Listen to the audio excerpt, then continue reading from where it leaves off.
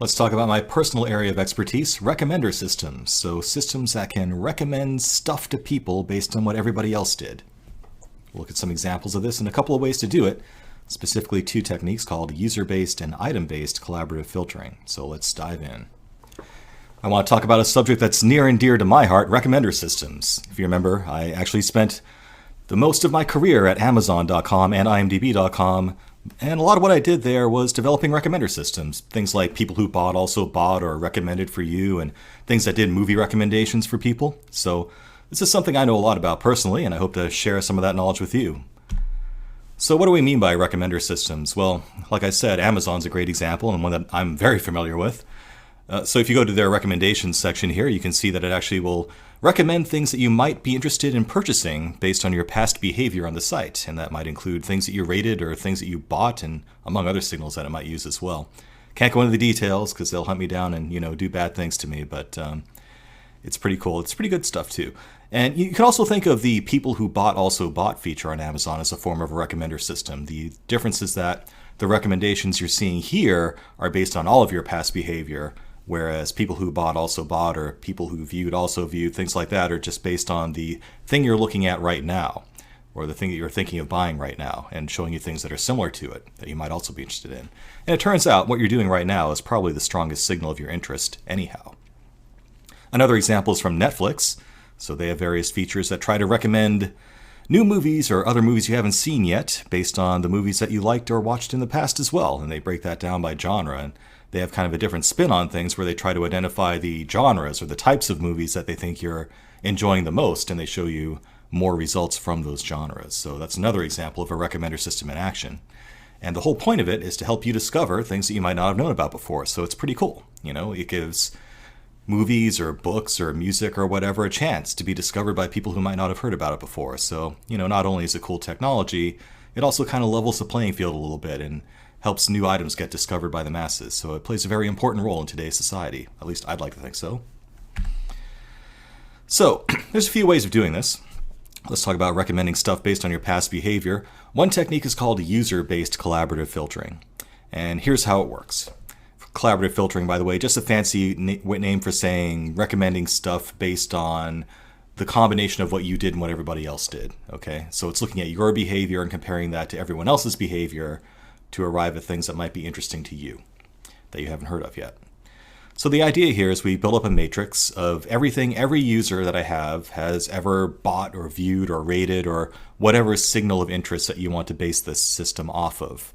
So basically I end up with a row for every user in my system, and that row contains all of the things they did that might indicate some sort of interest in a given product. So picture a table. I have users for the rows, and each column is an item. Okay, that might be a movie, a product, whatever, a web page. You can use this for many different things. Then I use that matrix to compute the similarity between different users. So I basically treat each row of this as a vector, and I can compute the similarity between each vector of users based on their behavior. So, two users who liked mostly the same things would be very similar to each other. And I can then sort this by those similarity scores. So if I can find all the users similar to you based on their past behavior, I can then find the users most similar to me and then recommend stuff that they liked that I didn't look at yet. Okay, so, let's look at a real example and it'll make a little bit more sense. So let's say that this nice lady here watched Star Wars and The Empire Strikes Back, and she loved them both. So we have a user vector here of this lady gave 5 stars rating, more specifically, to Star Wars and The Empire Strikes Back. So let's say Mr. Edgy Mohawk Man comes along, and he only watched Star Wars. That's the only thing he's seen. He doesn't know about The Empire Strikes Back yet somehow. He lives in some strange universe where he doesn't know that there's actually many, many Star Wars movies. Growing every year, in fact. But we can say, well, this guy's actually pretty similar to this other lady because they both enjoyed Star Wars a lot, so their similarity score is probably fairly good. And we can say, okay, well, what has this lady enjoyed that he hasn't seen yet? And The Empire Strikes Back is one, so we can then take that information that these two users are similar based on their enjoyment of Star Wars, find that this lady also liked Empire Strikes Back, and that might be a good recommendation for Mr. Edgy Mohawk Man. And we can go ahead and recommend him The Empire Strikes Back, and he'll probably love it, because, in my opinion, It's actually a better film. But I'm not going to get into geek wars with you here. Now, unfortunately, user-based collaborative filtering has some limitations. When we think about relationships and recommending things based on relationships between items and people and whatnot, our mind tends to go on relationships between people. So we want to find people that are similar to you and recommend stuff that they liked. Kind of the intuitive thing to do, but it's not the best thing to do.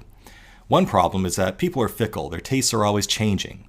So maybe that nice lady in the previous slides had sort of a brief science fiction action film phase that she went through. And she got over it. And maybe later on in her life, she started getting more into, dramas or romance films or rom-coms, right? So what would happen if my edgy Mohawk guy ended up with a high similarity to her just based on her earlier sci-fi period, and we ended up recommending romantic comedies to him as a result? That would be bad, right? I mean, there is some protection against that in terms of how we compute the similarity scores to begin with, but it still pollutes our data that people's tastes can change over time. So comparing people to people isn't always a straightforward thing to do because people change. The other problem is that there's usually a lot more people than there are things in your system. So 7 billion people in the world and counting, there's probably not 7 billion movies in the world or 7 billion items that you might be recommending out of your catalog.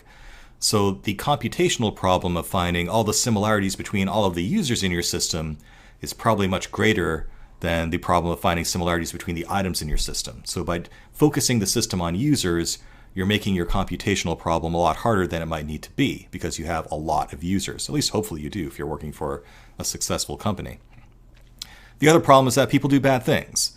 There's a very real economic incentive to make sure that your product or your movie or whatever it is gets recommended to people. And there are people who try to game the system to make that happen for their new movie or their new product or their new book or whatever.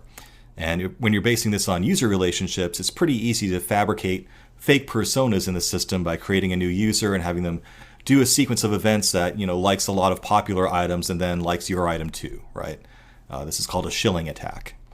And we want to ideally have a system that can deal with that. There is research around how to detect and avoid these shilling attacks in user-based collaborative filtering, but an even better approach would be to use a totally different approach entirely that's not so susceptible to gaming the system. And we'll talk about that in our next lecture. There is a way to flip this all on its head and actually do better than user-based collaborative filtering. So that's user-based collaborative filtering. Again, a simple concept. You look at similarities between users based on their behavior and recommend stuff that a user enjoyed that was similar to you that you haven't seen yet. Now, it does have its limitations, as we talked about, so let's talk about flipping the whole thing on its head with a technique called item-based collaborative filtering up next.